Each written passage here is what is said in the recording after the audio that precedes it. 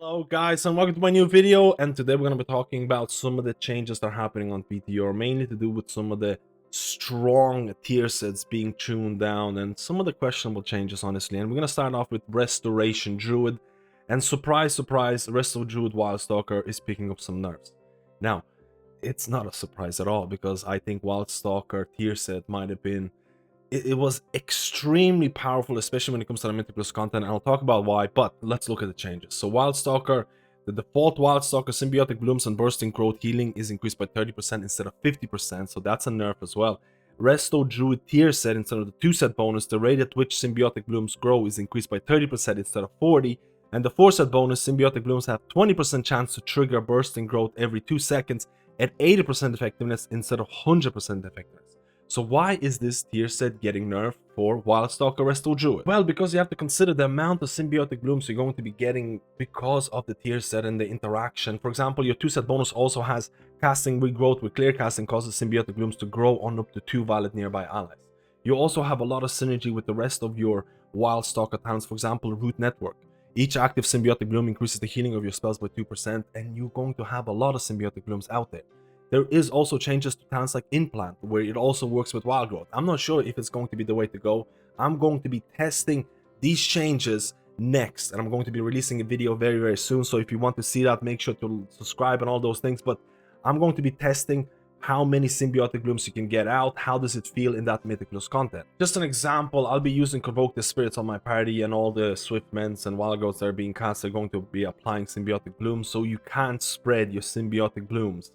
You can see all the symbiotic blooms that I have on my party, and you have to remember there is a huge synergy with Vigorous Creeper. Symbiotic blooms increase the healing your spells do to affected targets by 20%, and this stacks. So you are swimming in symbiotic blooms. You have multiple stacks of symbiotic blooms, and specifically in something like Mythic Plus content, because it's just less targets. The amount of extra healing that you're getting is kind of wild.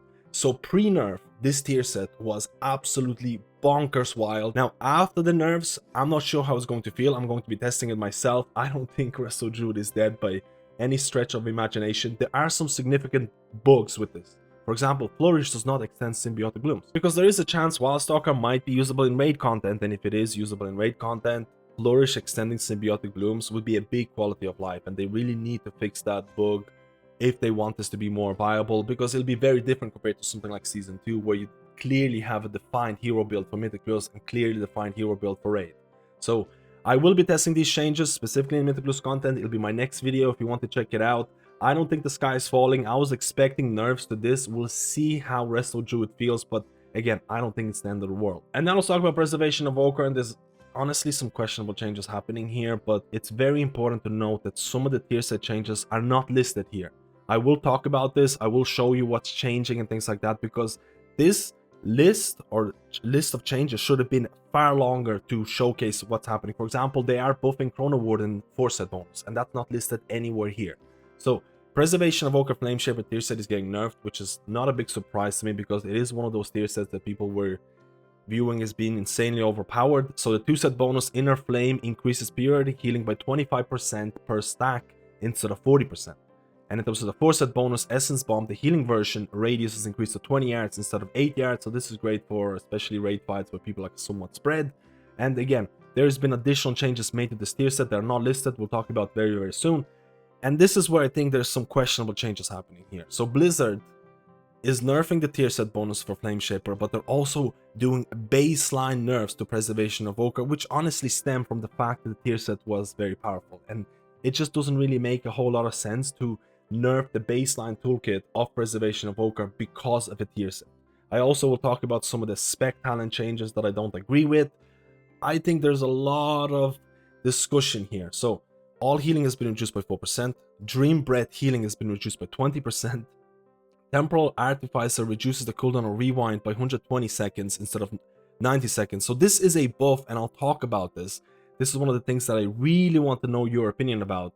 And they fixed an issue that prevented Lightbind from transferring Emerald Communion healing when the Evoker has a healing absorb. Let's talk about some of the hidden changes. So first of all, a semi-decent quality of life improvement happened to your tier set from previous week. Initially, when the tier set was released, you would, again, cast Engulf on someone, you consume Flame would proc, and then you would get Inner Flame buff. And Inner Flame buff would not buff the consume flame from the engulf that caused it. But now that's changed. So for example, I'm going to use Dream Breath on the targets.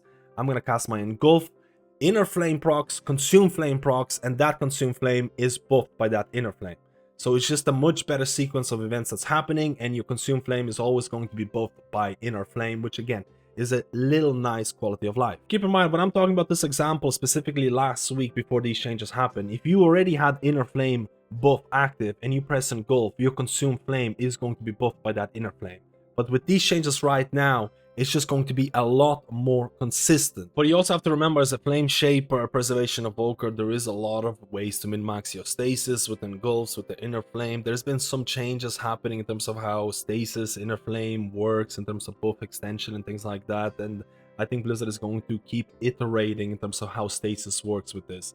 So we'll have to see in the future. But optimizing stasis as a flame shaper is a relatively important aspect of this new tier set. And another thing that's changed with the 4-set bonus: consuming Essence Burst during Inner Flame fires an Essence Bomb by your target, healing nearby allies for a specific amount reduced beyond 5 targets. Now, if you have 2 stacks of Inner Flame buff, and that is very easy to achieve because you can cast multiple engulfs, if you consume Essence Burst during 2 stacks of Inner Flames, you're going to be firing off 2 Essence Bombs. It's kind of hard to showcase it as the only one person here, but I'm going to try and farm Essence Burst just to showcase it easier. So right now I'm going to cast Dream Breath, I'm going to cast double engulfs, I'm going to have double inner flames right now, and I'm going to consume my Essence Burst by casting Echo.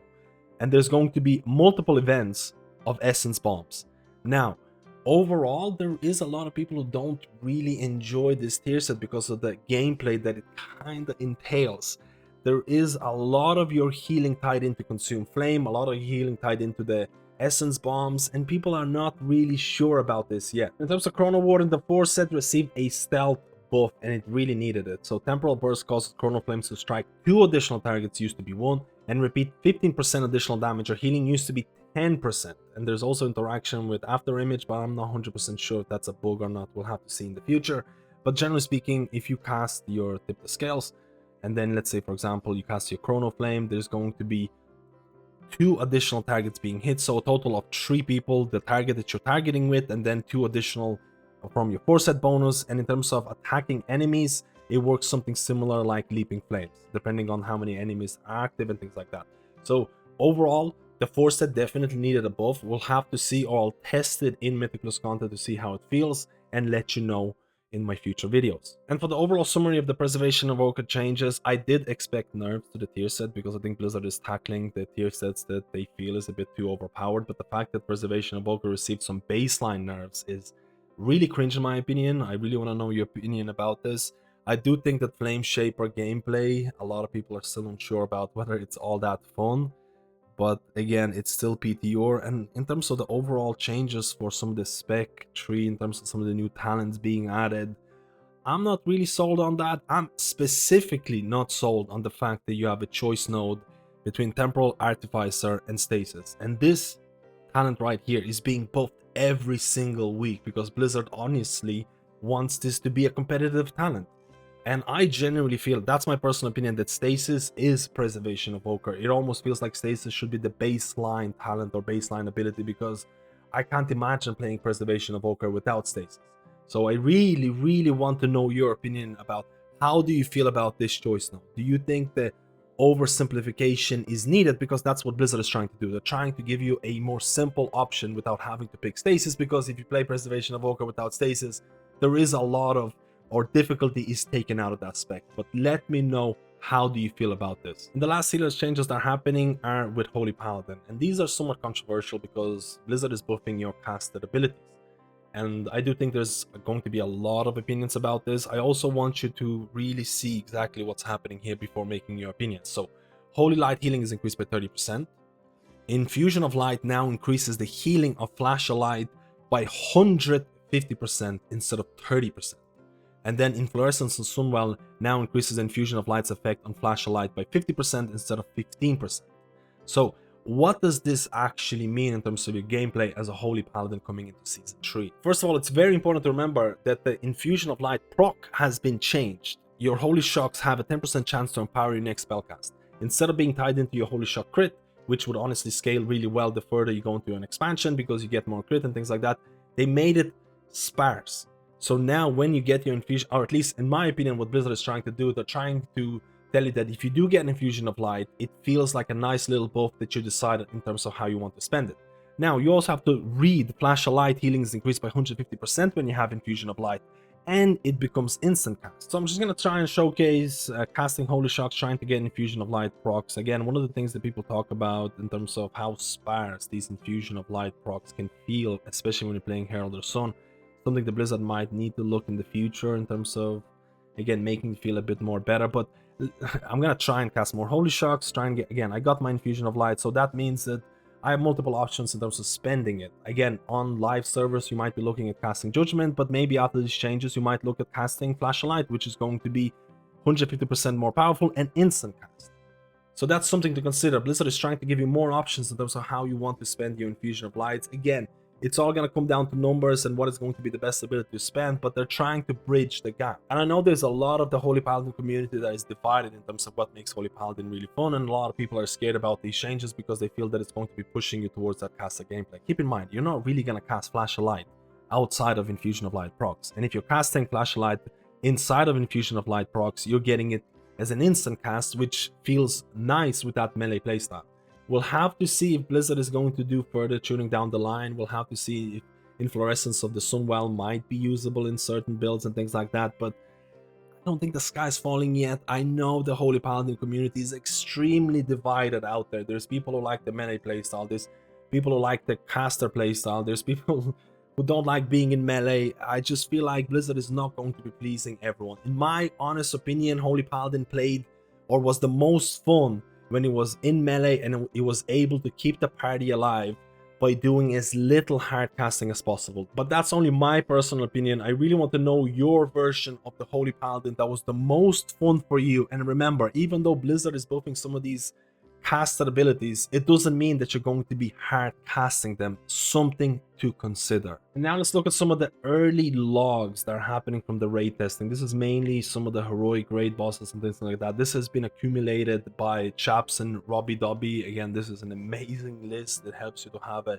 clearer image in terms of the HPS for healers. But keep in mind, this is super early and there's a lot of bugs to classes, and I'll talk about them. It's also important to note when using the spreadsheet to try and see what talents people are using, what the HPS is looking like based on all the information. Make sure to tick only include kills to give you a clearer image in terms of how each healer is performing. For example, here, Heroic Forge Weaver, you can see Mistweaver Monk doing good HPS numbers, Priest or Holy Priest, Preservation Evoker. Heroic Soul Hunters, you can see here, Preservation Evoker doing really well, Mistweaver, Resto Druid, you can see Heroic Fractalus. Again, Resto Shaman doing well in this fight, Monk, Holy Priest. You'll notice that Holy Paladin is not really doing that well, and that is one of the main reasons here is because Holy Paladin has had some insane bugs to do with beacon transfer, to do with some of the missing buffs, which made Holy Paladin a lot weaker in this testing. And there's quite a few other bugs that classes have that makes them a lot less. It just doesn't give you a clear image. Right now you can see there are certain healers are doing well in terms of HPS. Certain of those healers have been nerfed in terms of the tier set bonus and things like that. And next week there's going to be way more testing that's going to give you a better image, because again, we talked about some of the bugs with Holy Paladin that are just insane. They've been fixed this week. The beacon transfer bugs, some of the spec aura buffs have been fixed this week, so you should have a better image or clearer view in terms of how Holy Paladin is doing in terms of these raid testing. Also next week there's going to be more mythic testing, which is going to give you a better image in terms of high-end raiding. So we'll test healers next week, but you can see right now there are certain healers that are doing good HPS. And again, PTR is filled with bugs. If you want to check out this spreadsheet, I'm going to link it in the description below. I think it's really great to just see how your class is doing throughout the weeks. If you like this video, like and subscribe. It really helps out the channel. It really helps out for me to do further videos. I'm going to be doing a Resto Druid testing in Mythic Plus to see how the tier set changes impacted them. So if you want to see that, make sure to subscribe to be updated with the latest videos. I'll see you in my next video.